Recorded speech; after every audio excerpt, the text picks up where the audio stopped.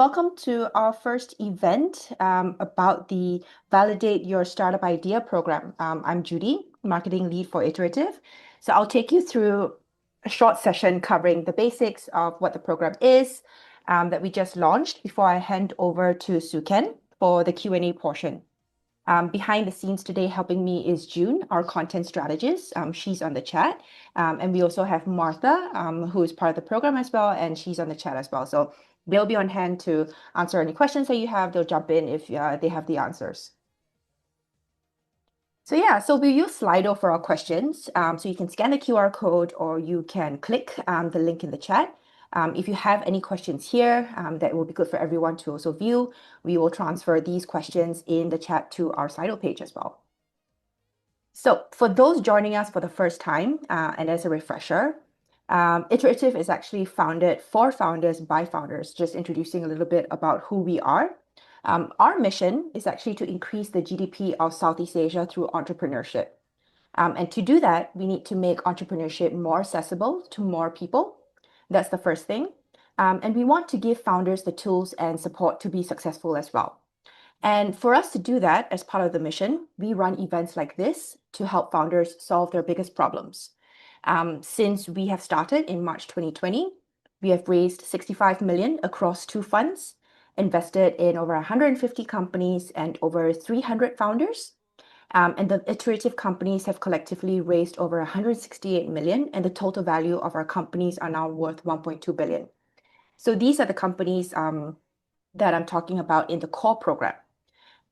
But why did we create the Validate Your Startup Idea program? Why do we create a program that invests only in startups in the idea stage? And also, why are we opening up to founders beyond Southeast Asia? So a lot of people say that they have a startup idea, but we actually see that most of them actually never start. It's not because they're unmotivated. It's most of the time they're stuck wondering if their ideas are good or if it's the one idea that they really want to jump in and go all in on. So it's a stage that's typically not very funded. But we believe if we want to make being a startup founder more accessible to more people, then this is the stage that needs more support at this time. So we created this program to help founders figure out this part of their startup journey. To be clear, we're not helping you come up with ideas. We're helping you figure out if the idea that you already have is something that people want. So during the program, we'll teach you how to validate your ideas. What this looks like is teaching you how to run quick real-world experiments to see if people want what you're building before you actually spend time and money building the whole thing. So once you know how to do this, it's a game changer.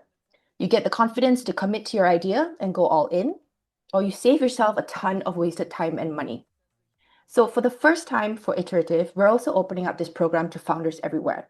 So we have attendees today from Pakistan, South Korea, Hong Kong, Australia, UAE. This doesn't mean we're less interested in Southeast Asia, which is what the core program focuses on. But we're excited to connect with founders who have wanted to work with Iterative for a while and who now have the chance to participate in a program of ours. So what this program is it's 6 weeks and it's fully remote. And each week, you'll jump online to learn, to connect, and work with your program partners and a cohort of about 25 other founders.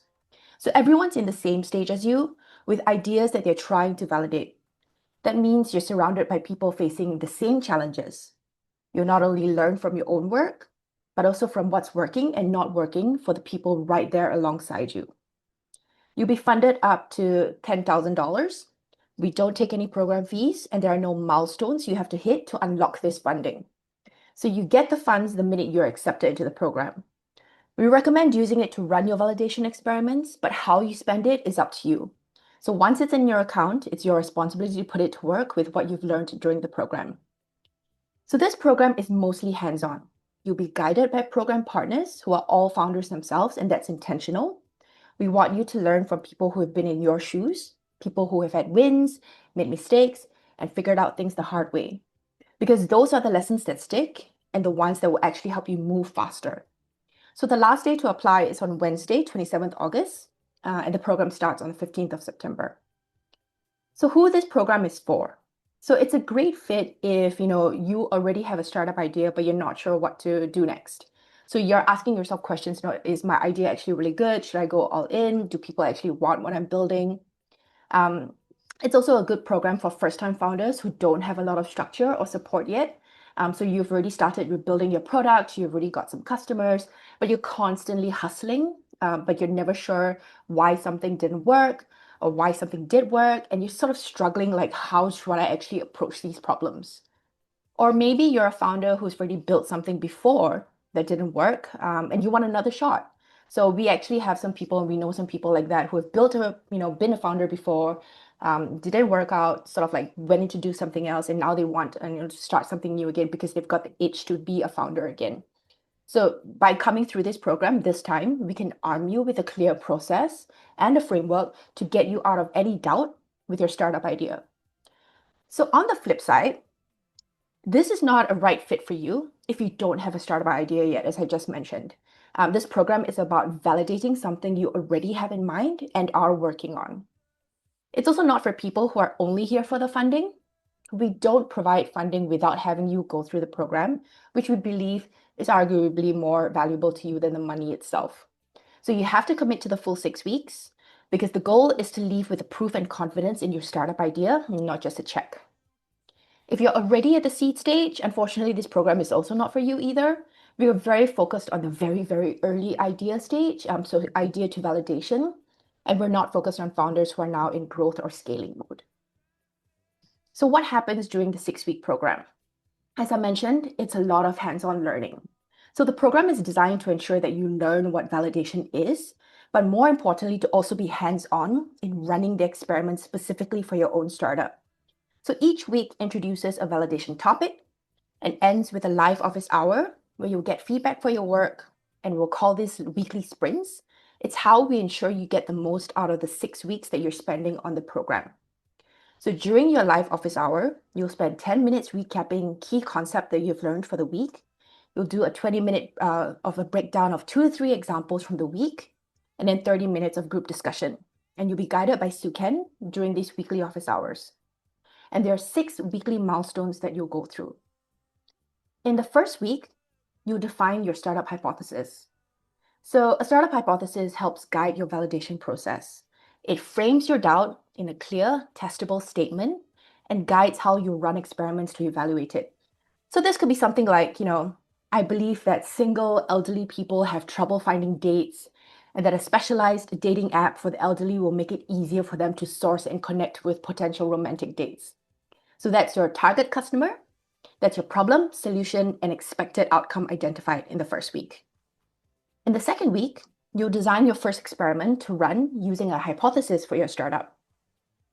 It will teach you the core components and configuration of an experiment, working with a mix of paid ads, landing pages, email, and also how you measure interest.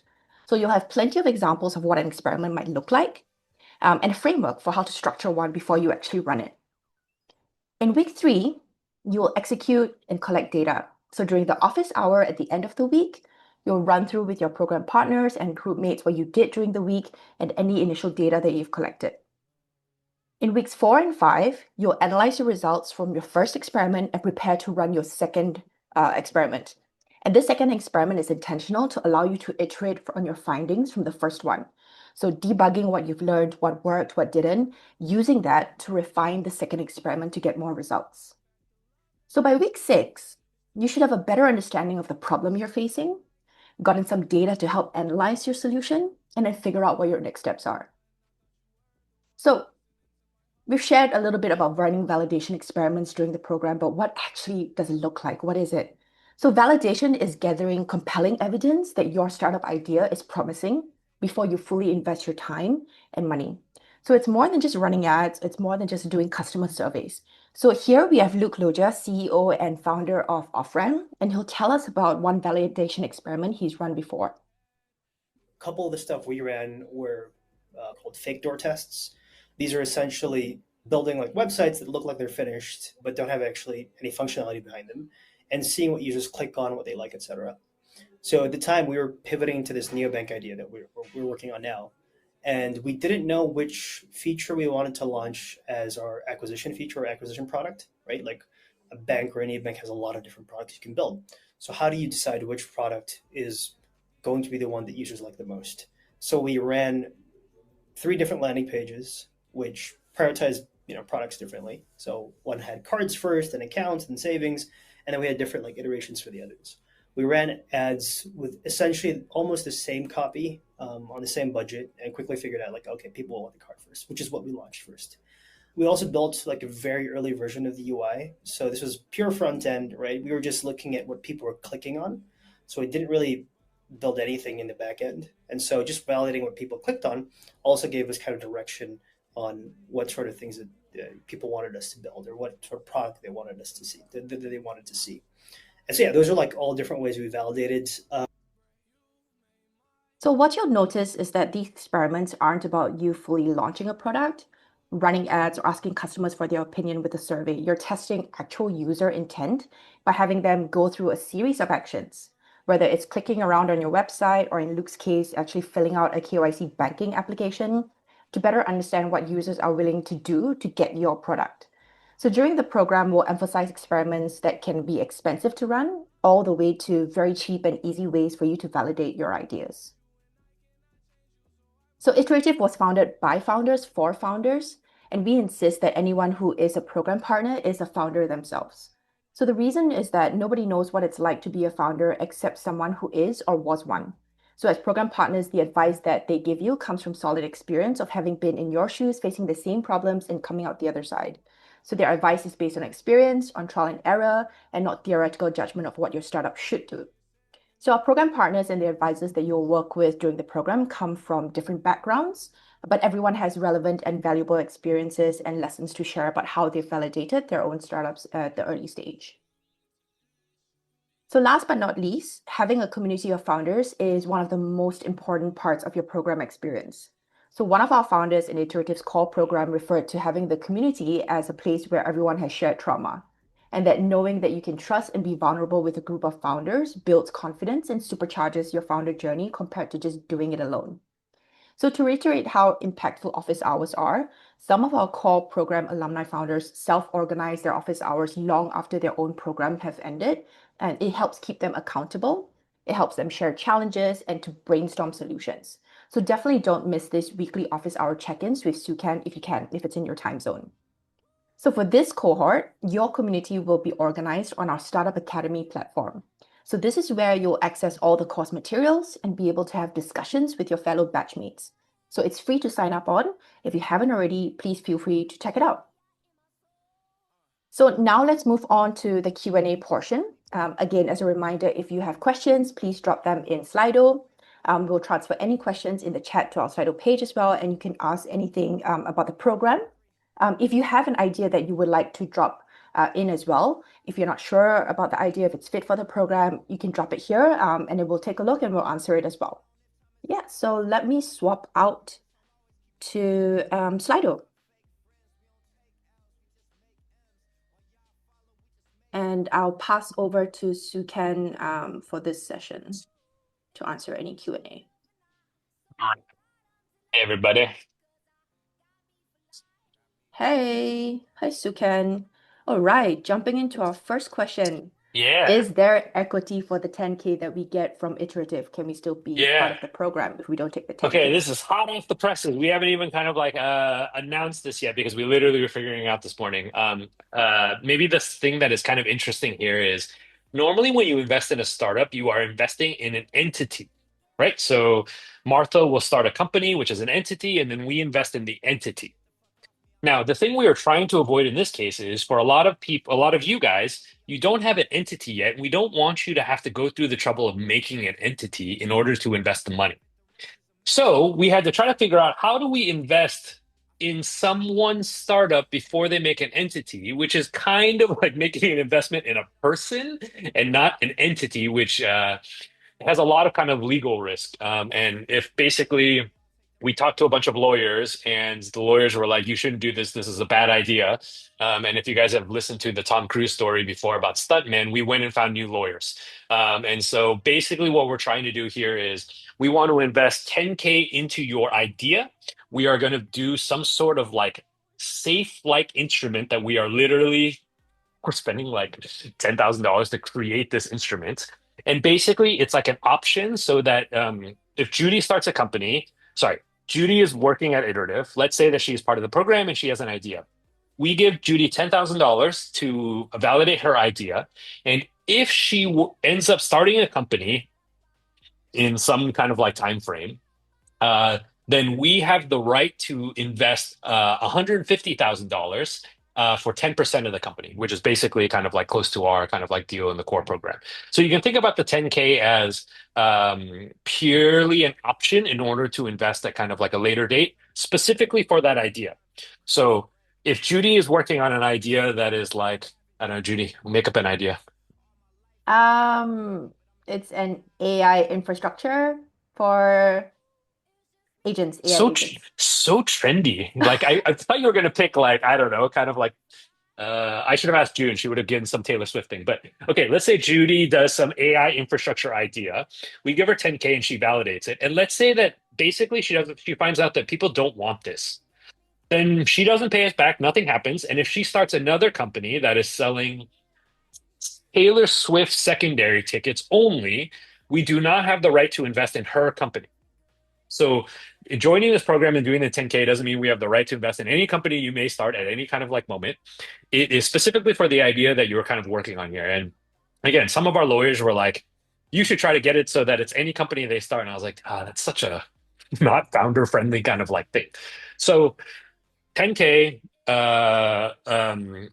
to validate your idea. If you don't end up working on that idea, no harm, no foul. Nothing kind of goes on. If you end up finding out that it's something, then we are going to have the right to invest in that company, an additional amount for basically 10% of the company. So that's how it's going to work. I can explain in kind of more detail. So if you want more, you can kind of go in. We don't know if it's 150K less the one. Leon, I just saw your question. 150K less the 10K? I don't think so. I think we would just do the 10K and then maybe just do the full 150. I don't know. I don't care that much about that. So I'm not sure yet. We haven't kind of gotten to that part, but yeah, it's going to be like that. Nice. Okay. Does this provide a fast track into our core program? I don't know what is defined as a fast track, but certainly if we are working with you as part of this program, then we're going to just like know you better and understand you better. And we're going to have a lot of information about we like, whether we think you're going to be kind of successful or not, because we're working with you. A lot of what we do with the interview process is try to kind of like interview somebody to kind of see if they are the type of founder that we'd like to kind of invest in. And look, our interviews are like 30-minute calls. And so there's only so much we can gain here. But if we work with you over kind of like the full length of this program, we're going to have a better feeling for kind of how you are. And so, I wouldn't say it's a fast track, but it definitely kind of like helps because we're just going to know you better. We're going to have kind of like talk to you from inception and worked with you and so I think I wouldn't call it a fast track. There's no official fast track, but I think it definitely kind of helps because we just get to know you better. That's always helpful. I think knowing the ideas, knowing the founder Yeah. especially. Yeah. Yeah. I've already applied for the 6-week startup program. When will we know if our application is successful? You should know pretty soon. We talked to Kathy, who is doing all of our investments for Judy. Did she give you a kind of like a rough estimate here? Yeah, so by the 10th of September is when you'll Okay. know, and the program starts on the 15th. So definitely And you before the will, 10th. yeah, definitely before the 10th. But my hunch is you're going to know probably like if you've already applied, you're going to know probably in the next kind of like 2 or 3 weeks. She's going through the applications right now as we kind of like speak, and so you will know before then, but you will definitely know before the September 10th. Can we do both this program and the core program, or are they mutually exclusive? Not only are they not mutually exclusive, a large reason why we are doing this program is so hopefully we can kind of work with founders as part of the core program. So maybe some context for why we are doing this program, which some people thought was a scam, and we had to assure them it was not a scam. Um, Look, I think we want to invest in more companies in the core program, and one of the things that we've been noticing is there's a lot of people who have ideas but are not sure how to go from I have an idea to kind of like a startup that would be appropriate for the core program and kind of have some level of traction. And so there's this kind of like hump that I think a lot of people are not kind of getting over. Um, this program is an attempt to help more people get over that hump by teaching them how to kind of like find out whether their ideas are promising and then giving them some money to like help them figure those things out. And so I think a large part of this program is actually like, hey, can I help people get over the hump and then identify them even earlier so that they can be part of the core program. I mean, and by the way, just to be very clear, being part of this program does not mean you have to be part of the core program. There is no kind of like catch with that kind of stuff. There's nothing like that. What do you think about founders who's just freshly graduated from Indonesia or haven't worked in big famous companies? I think that they are just like me. I started the first company when I was 22, and I've never worked for a big famous. Okay, I guess my first company was bought by eBay, so I was technically worked at eBay. But like you are basically no different than Brian and I when we started. None of us we didn't we freshly graduated and started a company within like 9 months. We never worked at kind of big famous companies. So yeah, I have zero problem with this. Yeah. Within these 6 weeks, do you help connect with industry specialists and knowledge experts? Um, that I think is not the core purpose of kind of the program. And the reason why it's not the purpose is because I think the thing you primarily want to know is just how to validate your idea.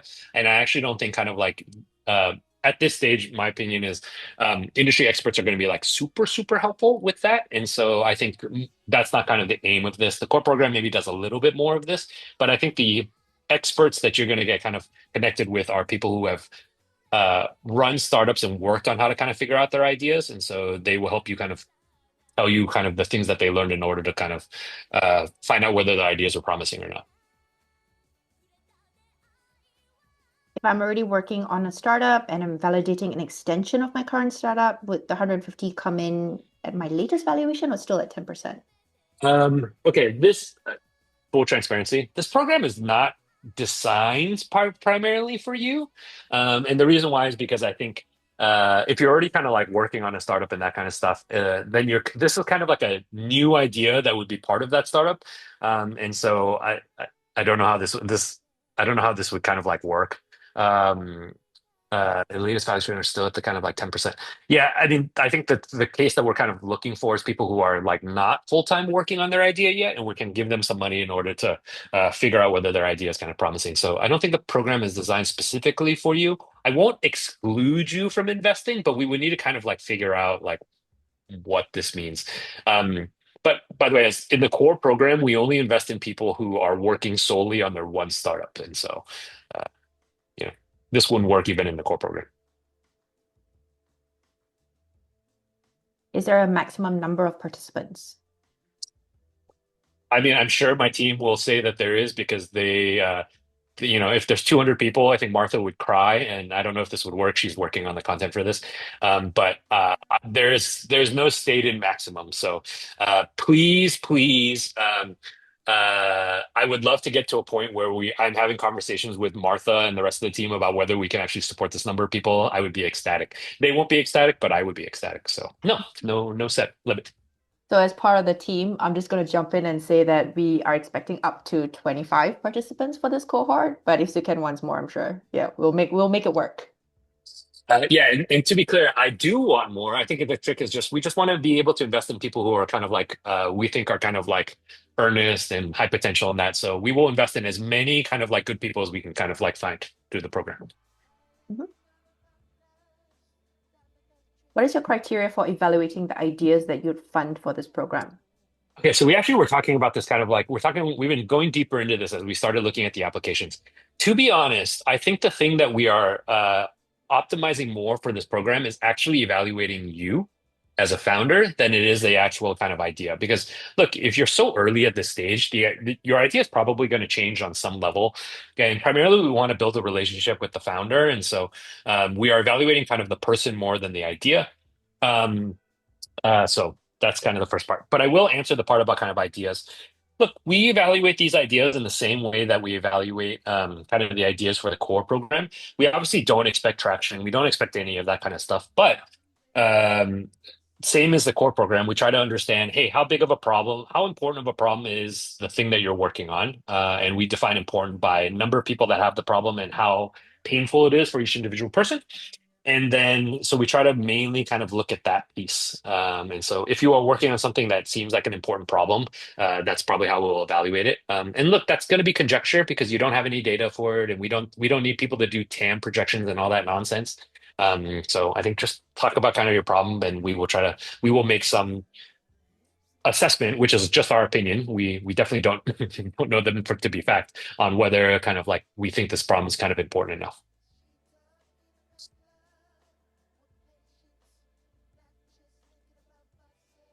So moving on to the next question, will the eligible startups or companies be anything, any kind of industry? Yeah, as long as it's so we are a venture capital firm, and so we want to invest in venture capital appropriate ideas, and so they tend to be tech companies, and so we would not invest in like somebody starting a coffee shop. Nothing wrong with coffee shops. I spend most of my money at coffee shops, but they are not kind of venture backable. And what I mean by not venture backable is if you want to double the amount of coffee that a coffee shop sells, you typically need to open another coffee shop. And if you open another coffee shop, you basically double your cost because you got to hire more people and you got to hire this new rent and all of this kind of stuff. Technology companies don't have this problem.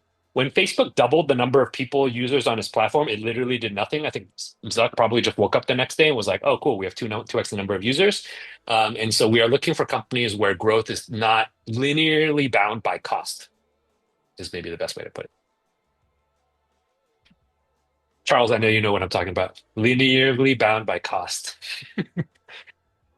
So we already applied with the same idea for the coming S25 batch and failed. The feedback said our SOM isn't venture scalable. So can we still apply for this program? You can definitely still apply. Like we have no kind of like you can definitely still apply. There's no restrictions on kind of like applying. I think that if the team is kind of worried that your idea is not venture scale, which by the way, it's just our opinion. It actually could be venture scale. We're wrong all the time. Then that's still something we are looking for in this program, but we are willing to kind of take more risk on that if the founder ends up being good. So I would say you should just apply. But yeah, you might still run into this problem, but we look much harder at the founder than we do in this than the core program. So yeah, maybe.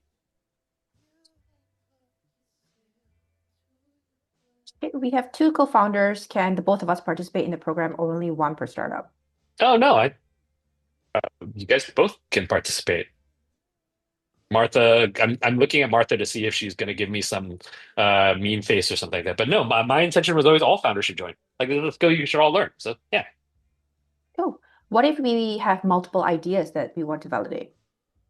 that's cool. I think you should join this program, and basically you should pick one of the ideas, and then you can learn from us about how to validate that idea, and then you can use what you learn to validate all the other ideas if it doesn't work. So yeah, I think your primary motivation to join this program should be learn a framework on how to kind of do this so that you can do it kind of indefinitely on any number of ideas.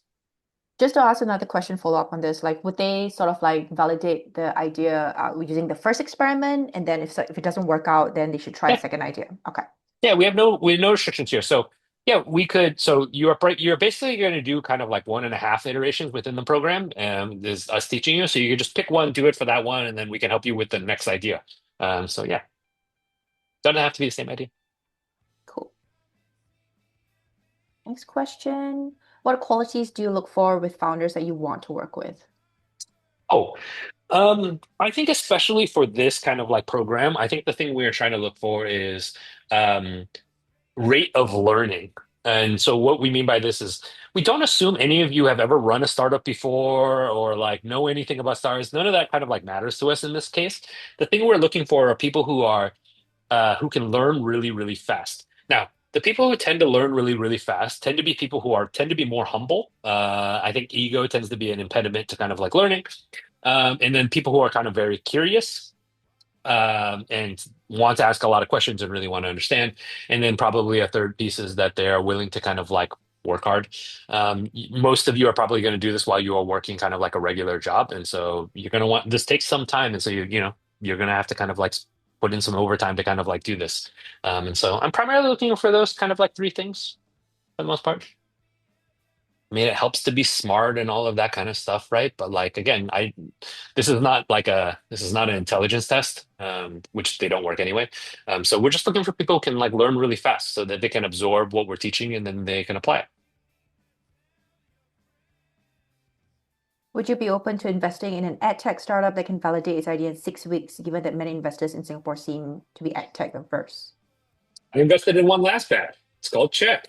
very happy about it. Like, yeah, totally. They're a Singapore company, and I think they pivoted their idea in week one of the core program. So yeah, this is none of this scares me.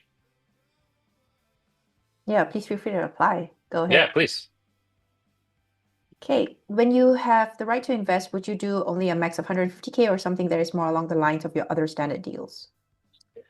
We might kind of do more. I think where this is like we're kind of figuring this out, and so I think by the way, by the time you sign the paperwork, you will have like hard, concrete facts about what this is. So the again, when you guys sign paperwork, you guys should have specifics and kind of like facts and all of that. And so I think you'll get there when we get to that kind of piece. We're drawing it up now. We'll kind of have this stuff in here.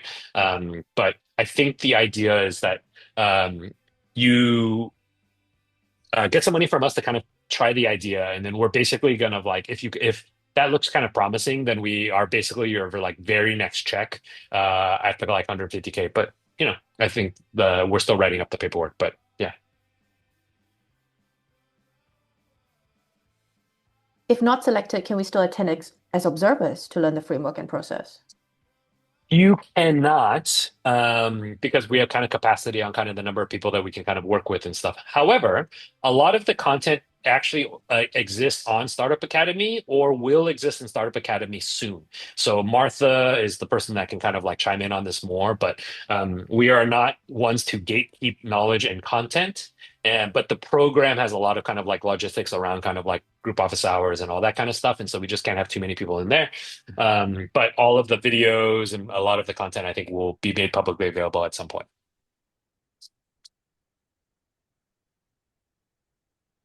So I applied and got the not tech-led enough response. So I initially planned the app to be built after I validate those. So what should I do? You should apply to, I'm assuming you mean kind of, you applied to Iterative and our response was it's not tech-led enough, i.e. they don't think it was like a tech company. Um, I mean, you should still apply. I mean, all the questions around kind of like, should I apply? My answer is probably going to be like, just apply, and then we can kind of like figure it out. I think the not tech-led enough is probably still going to be a factor here. But again, we are going to evaluate more on founders than kind of like idea. So maybe, but you should just apply.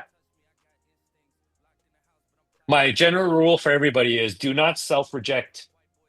Makes if you want something, apply for it and make them reject you if that's going to be the case, but don't self-reject. So you should, if you want it, you should apply. Hey, what specific validation methodologies do you teach and how do they apply to healthcare TBI solutions? I don't know anything about TBI, so I have no idea how they apply to kind of like TBI. But look, the validation that we typically do is we do a lot of kind of fake door testing and demand testing. So consumer that is like make a landing page, buy ads, do some kind of marketing to see how many people will kind of sign up and pay for the thing. And then on the B2B side, we do a similar thing, but a lot of it tends to be kind of more sales and kind of like outreach. And so like Luke was saying, we can kind of sell into kind of companies and products that you kind of like don't have yet to get a measure of how interested the parties are. Now, healthcare, that's a little bit trickier to do, admittedly, that case, but I still think there are some things that you can do to kind of like help verify whether, um, help get some information about how interested some people are in kind of like what you're doing. So we have some healthcare companies that have benefited from this, and a lot of it is trying to figure out who they should be targeting. So is it like clinics, hospitals, all of this kind of stuff. And so we help them kind of like figure that out before they actually kind of build the thing. This might be actually even more important in healthcare because you don't want to spend like 6 years developing a product and then finding out nobody wanted that product. It's almost actually kind of like more painful. And so it's a little bit trickier, but I actually think it might be more important. We have some healthcare founders too that might be able to help with this. What if I've already registered a company and working on validating an idea? Is this program not for me? No, I think it's fine. I mean, if you've already registered a company, then it's you actually solved my problem, which is even easier, and we can just put 10K into that kind of like company. So I don't think I think it's fine. But I think the main trick is as long as you're kind of like still in that validation stage. But again, you should apply. Are we allowed to pivot the ideas we want to validate? 100%. Yeah. 100%. I expect honestly, I expect half of the people to pivot within the first week. It's better if This they is the do, right? Yeah, this is just the nature of kind of like how this works. Like You currently have no information about whether people want your product, and then you are going to get some information in that first week. And you know, some information is infinitely more than no information, and so you're going to kind of like change your minds about stuff and kind of do stuff. Also, the act of creating even a landing page makes you kind of change how you think about your product because you've never actually kind of like tried to create something for it. So yeah, totally fine. I'm so curious, Maybe like to, on this chat, like if everybody has created like their product in full already. maybe. By the way, maybe something that just this line of questioning, we don't have any restrictions. So we don't have restrictions on kind of like whether you can pivot, whether you have to do something. Like we don't have any. There's no restriction.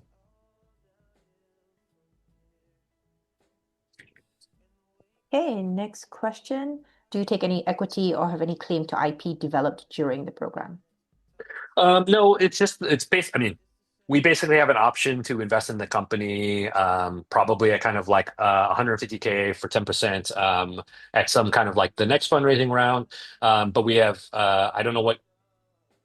Yeah, no, but we have no claim to kind of like IP. So if you start another company, if you start a company working on the idea, then we will have an option to kind of invest in it, but we don't have any claim to the IP. Honestly, I don't want any claim to the IP. What are we going to do with the IP? We're not starting. We run a venture capital fund, and I'm not starting companies. I'm not gonna, don't have anything to do. So no, no claim to IP. Do you do any validation by paying for expert calls? Not real validation. You'll find this out in the course. That's not real validation to me. Real validation to me is I'm selling shoes and I try to sell to people who want to buy shoes. I don't go talk to somebody that works at Nike. So the real validation is like actually sell to your customers. So no, don't do expert calls. Don't do surveys. Don't do expert calls. Don't do proxies for whether somebody would want something. Actually, just build an experiment to see if people want the thing. That's it. Okay, so sorry, before we just get to this question, just a little bit of an announcement. We're seeing a lot of people put in their ideas, and that's amazing. But just keeping track of time, we have another 20 minutes, so I just want to make sure that we get to all of the questions about the program first to make sure you get the answers that you need. If you still have questions regarding your ideas and you do want us to answer them, please feel free to email after, and then we'll make sure we answer to all of your questions after that in email. Yeah, so currently, what parameters are used to decide who makes it into the program? I think a lot of the questions that we are in the application form, that's the stuff that we kind of use. And honestly, we're just looking for people who we think are kind of like, are the things that I said before, which is, do they seem like, I think there's a question the team was talking about today, which is like, what's the most kind of like impressive kind of thing you've like done? And so we're looking for people who kind of like learn fast and all of that. So honestly, we're just looking at your answers and we're trying to kind of get some understanding of kind of like who this person is. Um, the team did tell me this morning that they are likely to actually get on kind of like 15-minute phone calls with people to kind of get a sense of this. And so if you get to that part, you will likely kind of get on a phone call with somebody from the team and they'll ask you some questions basically. And they're just trying to figure out like, is this somebody who um, is this somebody that is going to be able to learn fast? Is it somebody we're going to want to be able to we're going to want to work with? How much have they thought about their idea? That kind of stuff. But it's pretty subjective. I mean, it's a very subjective thing, especially at this stage. But most early stage investing is very subjective. So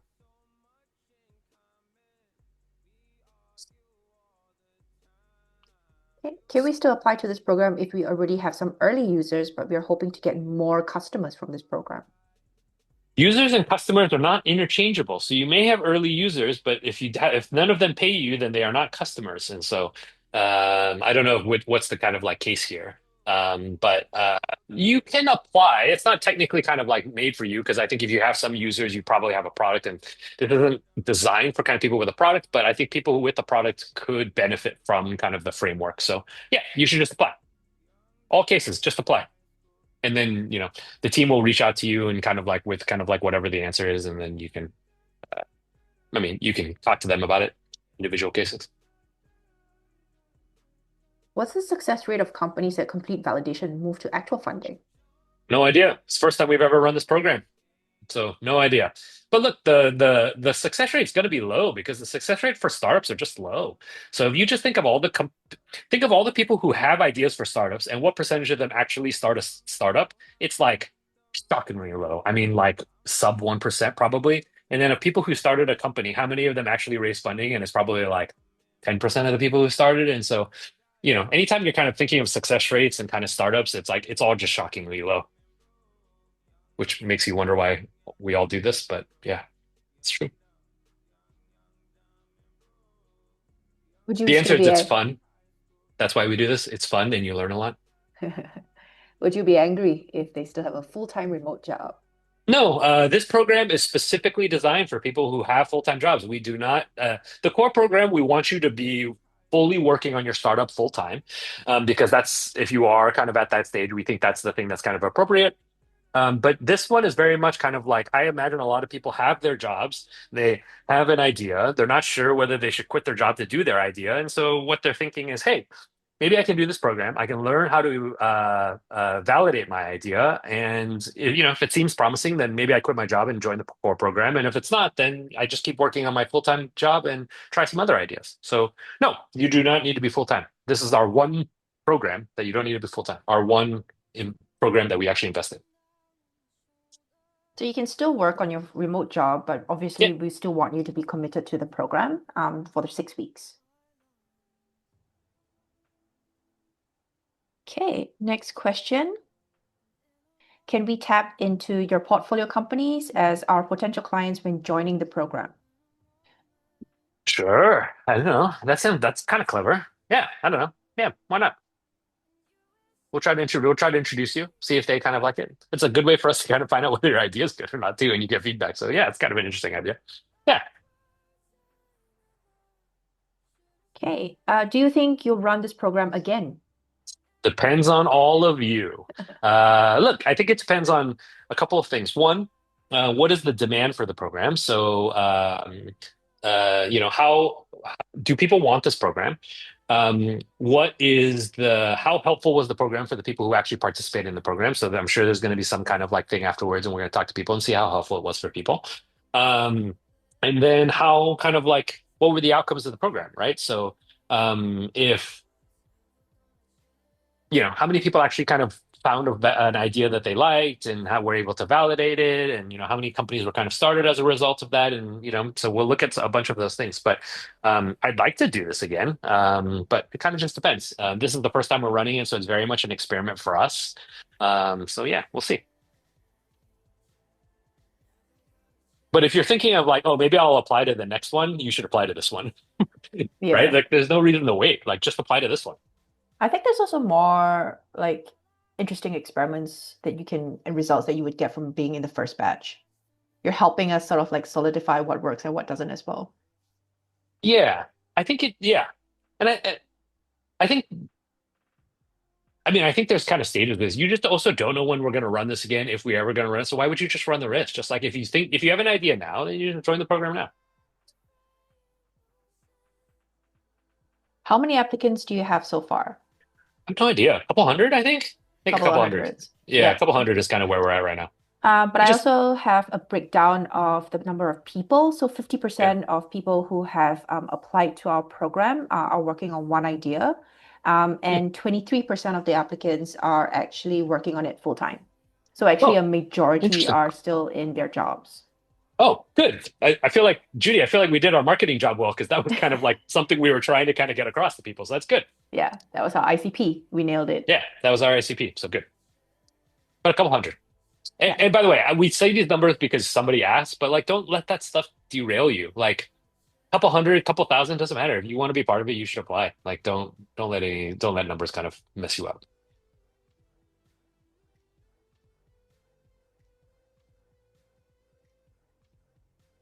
Is it okay if we have already conducted one experiment to test our validation, but still need more confirmation? So do we fit the Totally. criteria? Yeah, totally. Totally. Yeah. Yeah. You may not have run it the way we have or what, but yes, totally.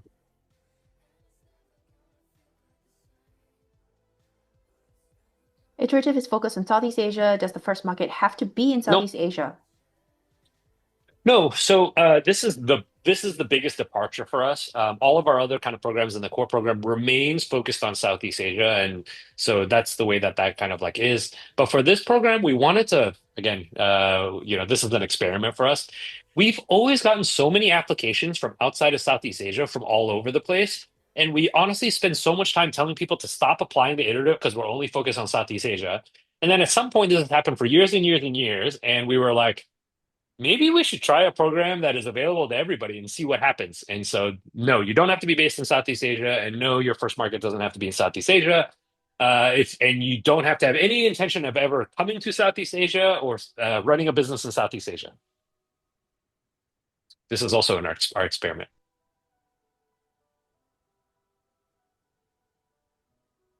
So if you're seeing like some of the answers in the chat, just please make sure on Slido you're seeing that June and Martha have jumped in to also reply some of the questions already. So we'll surface a lot more of the questions we have. We've got like 24 more questions and just 10 minutes left.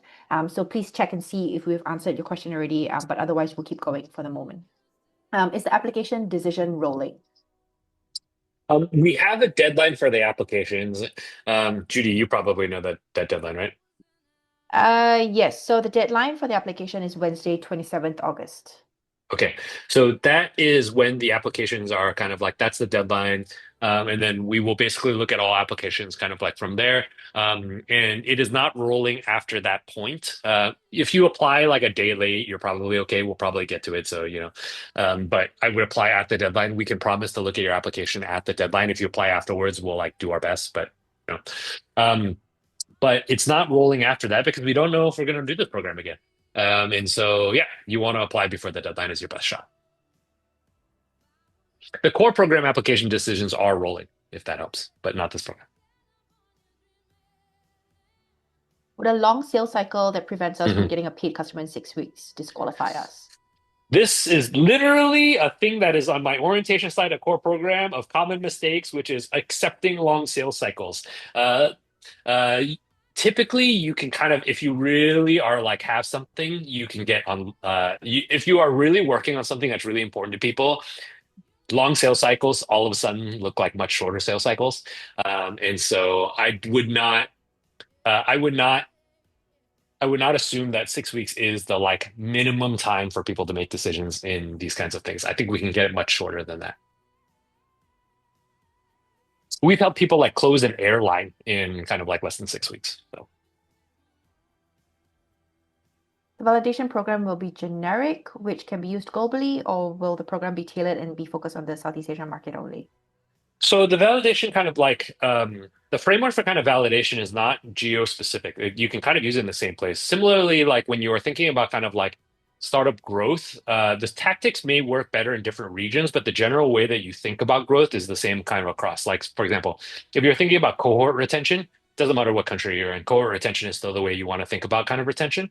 And so we are teaching you kind of fundamentals, and then you can kind of like apply them to your local market. So I don't know, if you are doing, I don't know, we're telling you to do Instagram ads and your country bans Instagram, for example, it's like, okay, cool. You have to figure out another thing, but the framework is still the same, which is you need to get your product in front of people. So we are teaching you, think of this as like we're teaching you kind of like baseline foundational stuff that is independent of kind of like countries. I wouldn't call that generic. I would call that kind of foundational. As a non-technical founder, would I be invalidated from the get-go because I want to build something technical? No, no, not at all. Especially in kind of this day and age with kind of like all the vibe coding and the things that can kind of happen. I feel like non-technical people can start companies and do much more in kind of the earlier stages. I do think I do think the world still needs engineers, and so I don't think vibe coding is going to replace everybody. But I think to make kind of landing pages and stuff and early MVPs, I think you can vibe code your way there. And then I think the other part of this too is for this program, most of what we're going to have you do is not technical stuff. So making a landing page, I mean, you can definitely vibe code that, but you can also just like build stuff on kind of like Webflow and a bunch of these kinds of things. And so no, you don't have to be technical to validate your idea. I actually think if you are a non-technical founder who wants to get a technical founder, you should learn how to validate so you can validate an idea, and it will make you better. It'll make you more better able to convince a technical founder to join you because you basically demonstrated how far you can get without a technical founder. It's pretty cool. Is the $10,000 funding enough to cover proper validation experiments? Totally. I used to do them for like $500. I think 10,000 is like kind of a lot, especially in kind of like some of these regions. Like if you're in like Malaysia, 10,000 USD is like a ton. You could like you could like run a company on that much. So yeah, I think it's totally this. I actually think 10,000 is like overkill. So we can kind of do less than this. I think you can kind of get quite far with less than this. Yeah, so to be clear, like in I think we mentioned for the Luke example, Yeah, he built a couple of landing pages just to test intent. yeah, That's not a lot of money. But what's going to cost you a yeah, lot of money is if you actually go ahead and build the entire app straight up, yeah. which you don't need to. You don't need to. Yeah.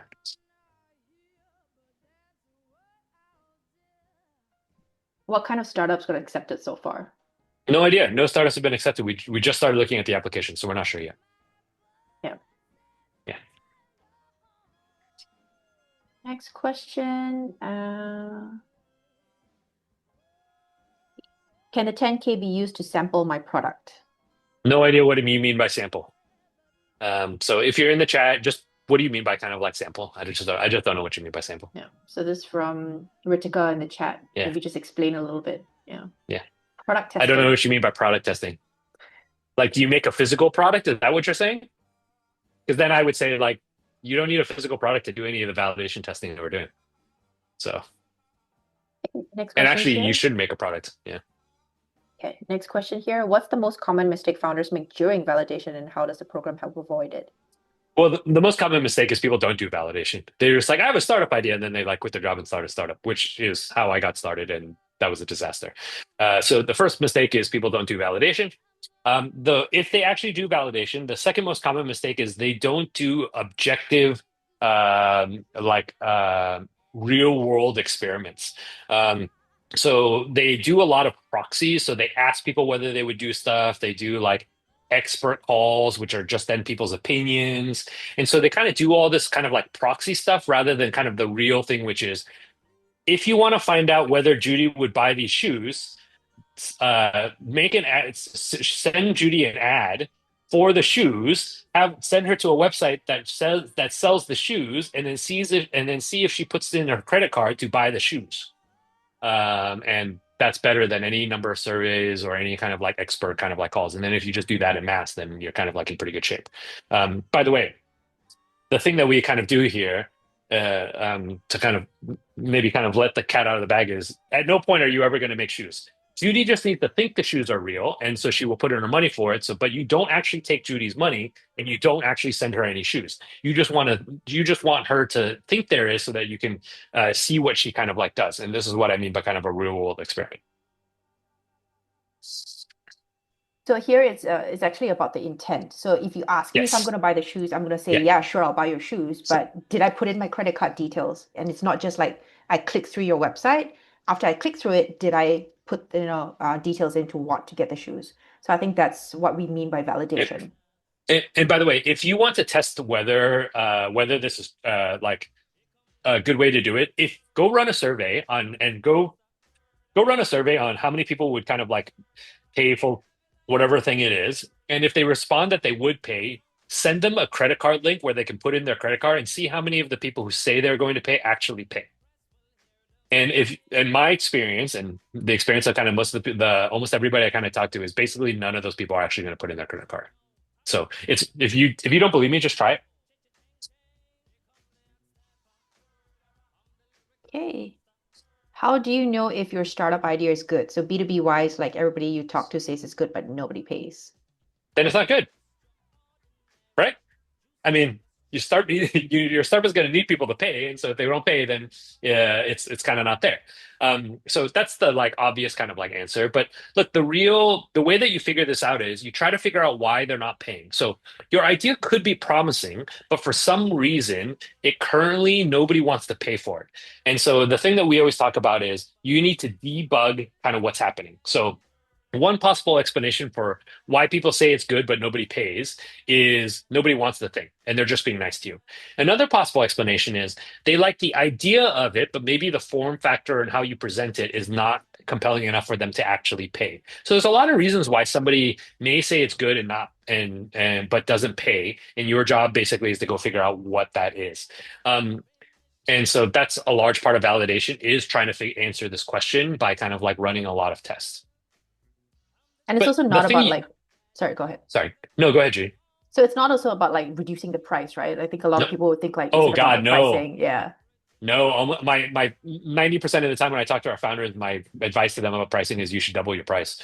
A funny thing happens is that actually your conversion on sales oftentimes will go up if you increase your price because perceived value is whatever. But anyway, a lot of psychology with prices. But yeah, I think you should take this program because I think the program will help you kind of figure out what this is. And so a lot of the program is trying to kind of figure out why people aren't kind of like paying. Do we produce a report at the end accounting for how we spent the 10K? I have no idea. I mean, I feel like there's like I have lawyers and stuff who want this to kind of like happen, but I don't really kind of want to be able to kind of I don't want to have to kind of do this, and so we have to figure out like some oversight, but I don't want it to be onerous. Like I don't want people to have to like hire an accountant to kind of like do this, and so I don't know. We're gonna have to kind of figure this out, but there's gonna be some trust that comes along with this. So.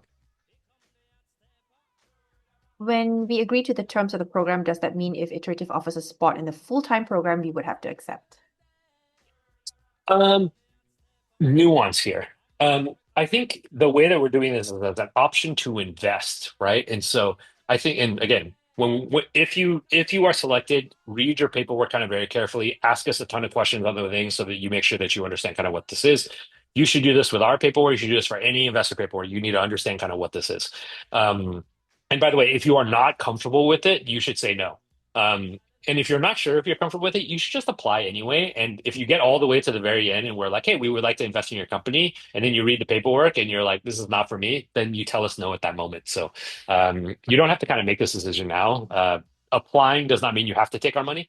So you can always just say no afterwards. The way that it's structured now is that it is an option. And so we will give you kind of 10K to validate your idea. And then we have the right to kind of invest 150K for 10% of the company. I'm not sure if we're thinking about that as a spot in the program, but I guess it is. So yeah, maybe it would on some level be that. But sorry, that is only if you kind of decide to continue working on that specific idea and you start a company kind of like around it, right? So if you start a company that is like a totally different idea, like I don't know, Judy applies with kind of her AI kind of like agent thing, and then she starts a bakery. Like we have no claim to her bakery. Like that's a completely different thing.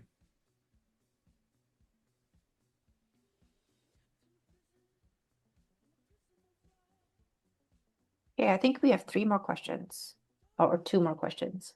What do you expect in the end of the program, traction or full stack tech build?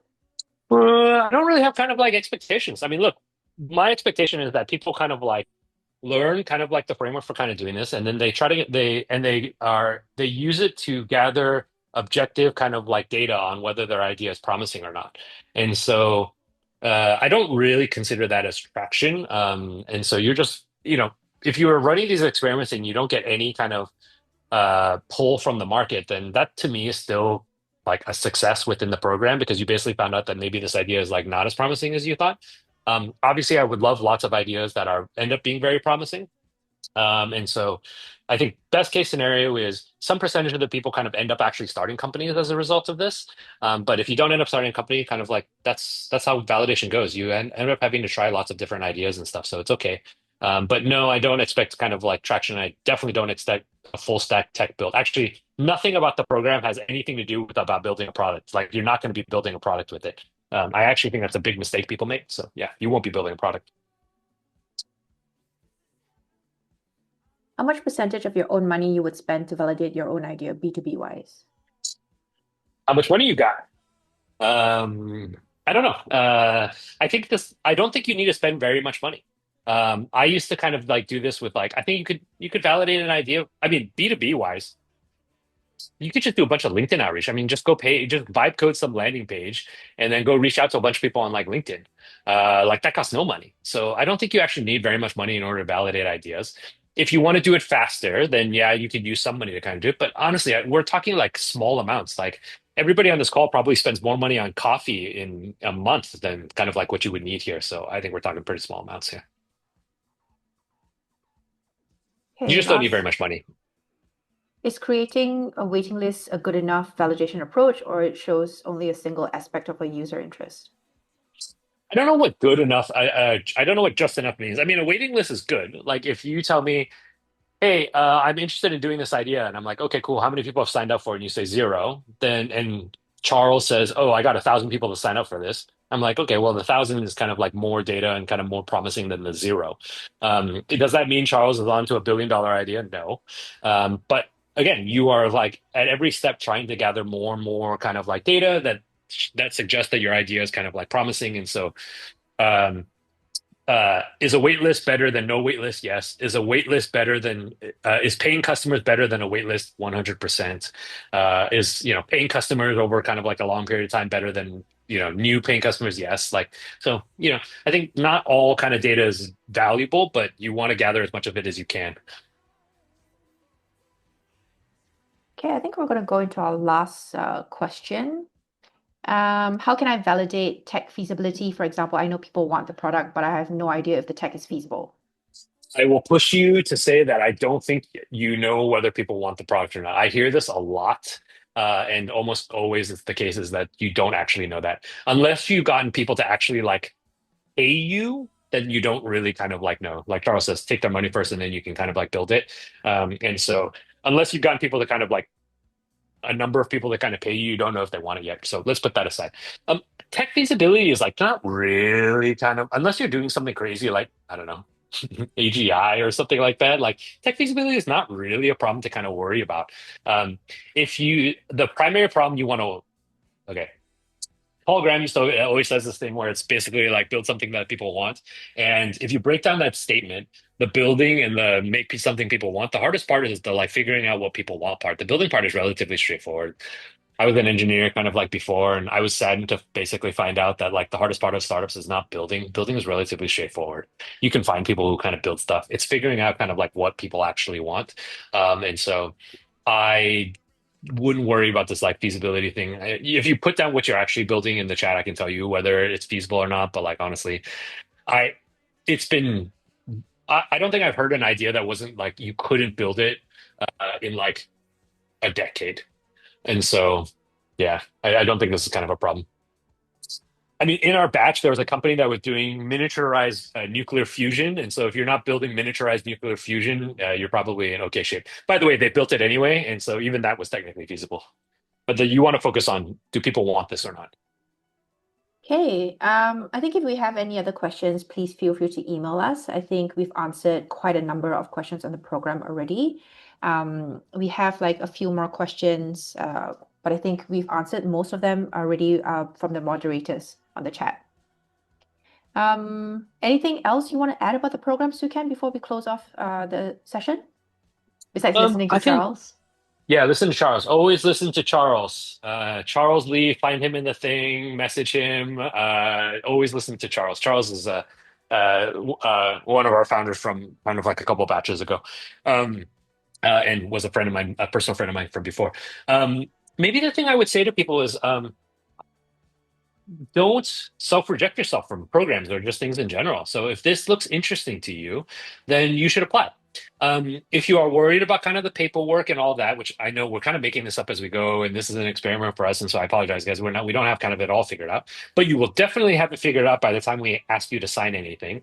And if you don't like what's in the agreement, then just say no there. Like no hard feelings. No hard feelings. Like applying doesn't make is not any kind of like you know bond that you have to do nothing like that. So I think if the program sounds interesting to you and you have an idea and you're like, hey, or even if you have an idea that you're like, I'm not even sure if it's a good idea, um, I think you should apply. And the reason, and so that you can learn how we kind of evaluate these ideas. And I actually think the learning is just like a really is going to be really valuable for you guys for kind of like starting companies and stuff. And we're gonna basically teach you guys the stuff that we should have done when we first started, but it took us like 2 years of being stupid before we really figured this out. And then once we figured it out, it was kind of like that's when everything kind of happened for us. And so, um, my goal with this program is to save all of you the 2 years of like pain that I had, and you guys can just start at the part where things started kind of like working for us.